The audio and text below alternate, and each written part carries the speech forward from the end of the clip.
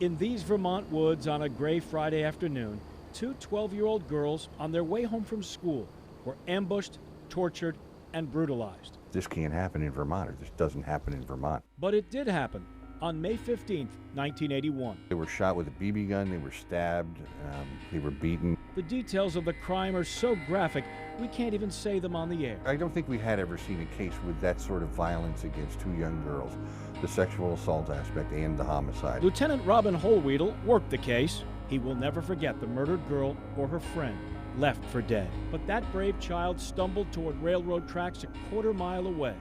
A freight train approached, and a worker on board sees a young person on the tracks, or literally coming up the tracks, and they stop the train. He originally thought she was wearing a red dress, and it was determined that she's literally covered with blood. The girl survived and positively identified her attackers. That was very important. Former Chittenden County State's Attorney Mark Keller prosecuted the case. A book was written about it. Life magazine did something about it. 2020 did a story on it.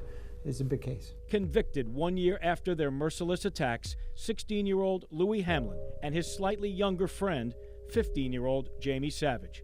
The age difference really mattered. In 1982 Vermont, anyone under 16, no matter how heinous the crime, was tried in juvenile court. Savage was convicted, served less than 2 years, and had to be freed on his 18th birthday. And then he's released. Incredible. It was.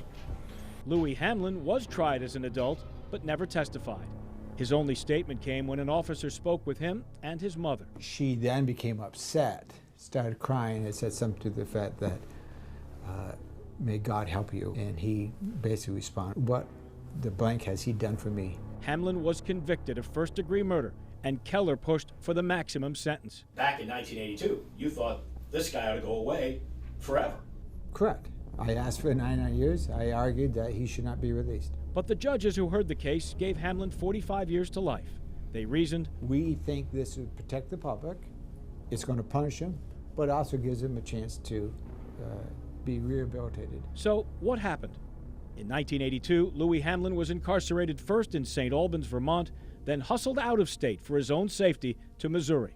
Moved into the federal prison system, Hamlin was transferred to Oxford, Wisconsin in 1983, and then to the maximum security prison in Canyon City, Colorado. He's been there since 2000. Rick Burns supervises the out-of-state unit of the Vermont Department of Corrections. He follows Hamlin's every move. He's making license plates. He's engaged in education, and he's engaged in some religious activities. Hamlin turns 48 on Monday. He has marked 31 of those birthdays in prison. His first chance for parole came up in February, and it was denied. Among the many reasons, he was not actively engaged in the treatment deemed appropriate for his type of offense, sex offender programming. But there is a chance he could get out. Next opportunity, February of 2014. His case does come up for review every 2 years. He'll have to complete a violent sex offender program inside a Vermont prison, and he has expressed some interest in doing so. If he is ever released, Louis Hamlin will be tracked as a violent sex offender by Vermont authorities for the rest of his life.